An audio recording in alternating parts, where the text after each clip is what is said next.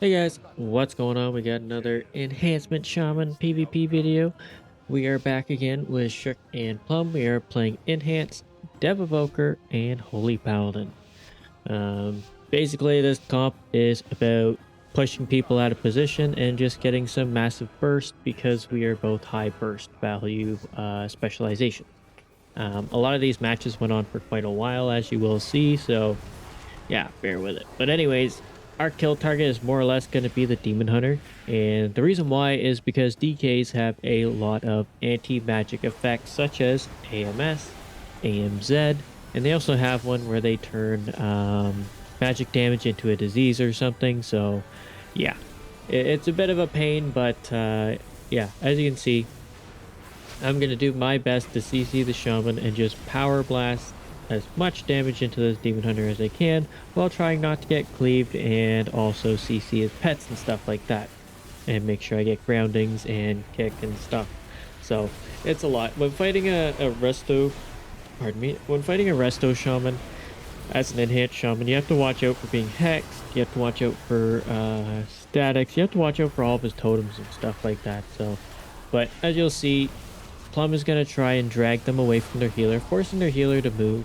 Although he does have casting and moving, it does help a lot in a sense because you can put him into bad positions.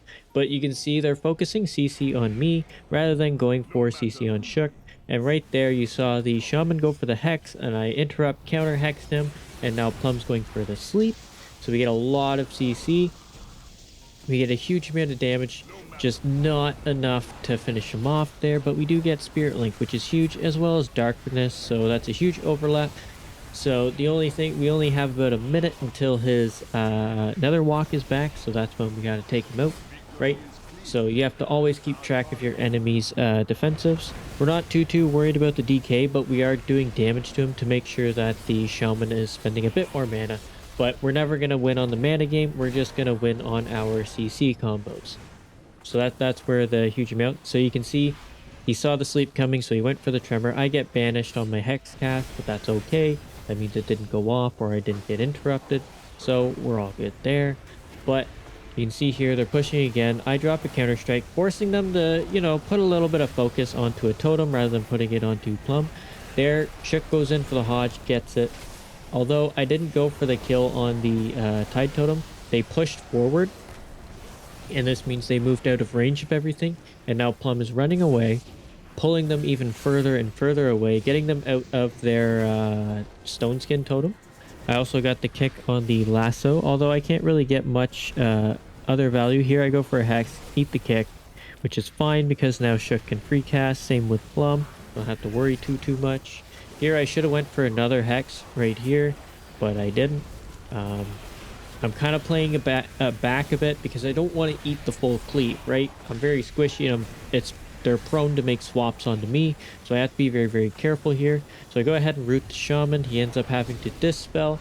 There he also goes for a trinket on the Hodge, so that's very good open for us. So now I'm going to go for a Hex. He grounds it. So there's grounding totem gone. So now the Demon Hunter is about to have another walk back. He's got 8 seconds on it.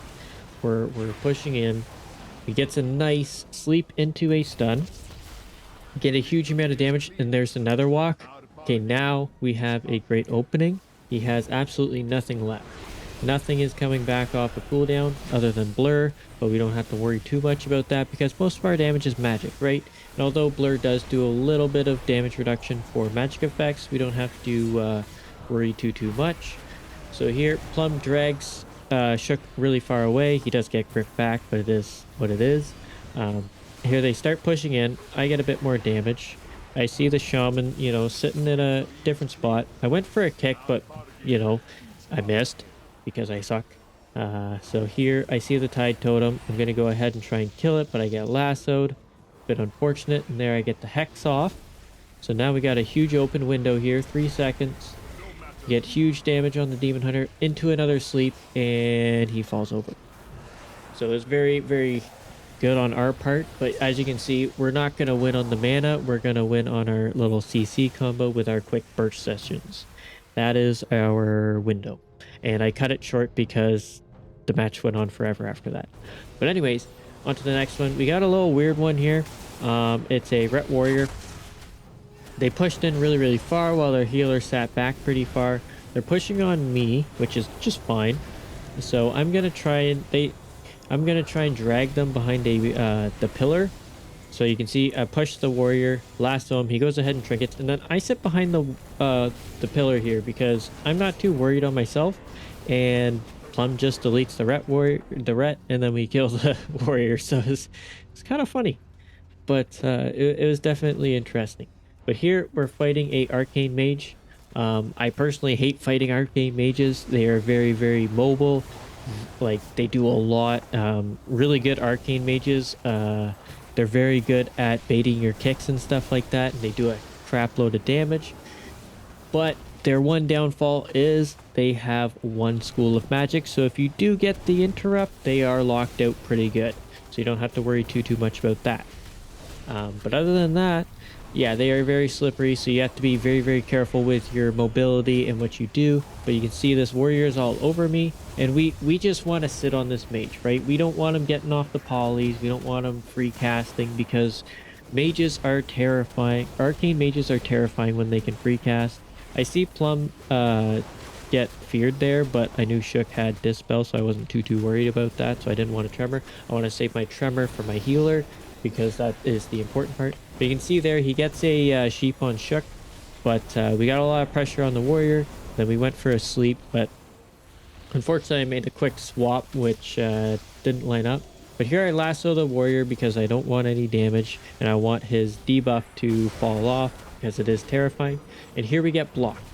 Plum gets a bunch of random damage on the mage, and we get blocked out of it, which was huge.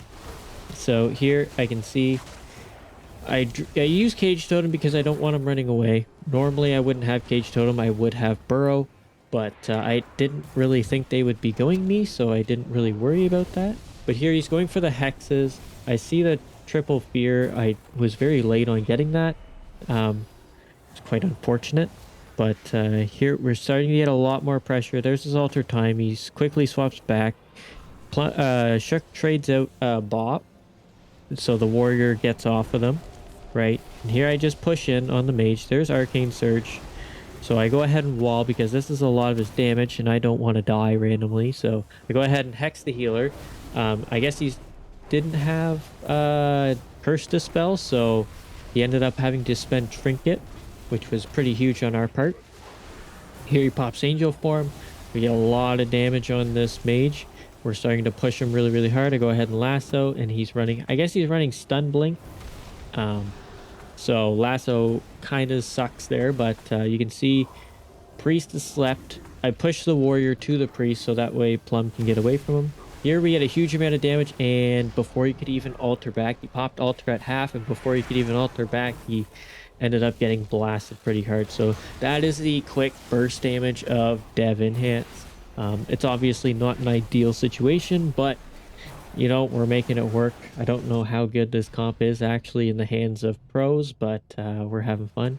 And this match also took a while, but this one is another showcase of why positioning is very important against our comp, and you'll see soon. But here, our main focus is going to be the Shadow Priest. We found that no matter what we do against a Affliction Warlock, we're not going to get much out of them, right? They have a very significant amount of defense, and I don't quite have the interrupts to stop his drain life or any of his damage, but we can shut down the priest as much as possible, as well as he's running Scythe Fiend, so it's very, very important for us to get on top of that and make sure it's dying, because Scythe Fiend is a huge healing reduction. So here the priest really pushes in, and I get a hex on the monk. So here I knock the priest really, really far. This scares everybody, right? Because the priest is in a really bad spot. There's Disperse, and he's going to position himself again very, very close. We don't push out because they have defensives up, so we just sat back, healed ourselves while Shook was feared, and let himself get topped off there. So here I get disarmed, so I'm like, okay, I'm just going to sit here, spam Purge, get PIs off. You know, there's no point in letting those sit because it is terrifying. But you can see here, they're really focused on me. I'm kind of out of mana. but I'm able to heal as much as possible. There's also a very important thing is making sure you're using your Stormweaver procs to heal as much. Push again, lasso, there's the trinket. Shook comes in with the Hodge. We get a huge amount of damage, and that is another reason why you really have to watch your positioning against us, especially on maps like Dalaran Sewers and stuff, because we do have the potential to push and instantly lock you down out of sight. So that is a lot of times where we did that. But onto the final match. The last match of the video, we have Asa Shadow Priest. Now I want to showcase this one because assassination rogues seem to be popping up a lot, just like Affliction Warlock. But generally you would think we would go for the priest. But no, actually we have found that the rogues are actually the best option to go for us. And the reason why is our quick burst. Rogues are very susceptible to burst, and for whatever reason, rogues that we fight really like to pop their cooldowns and their openers, like all of their defensives. As you can see, he already lost cloak, he lost evasion, he only has vanish left. You can see huge amount of damage. I see a stun about to fall off. I go ahead and lasso, and he just falls over. But yeah, that is it for this video. I hope you guys enjoyed watching. Thank you so much for watching as well, and hopefully I'll see you in the next one. Laters!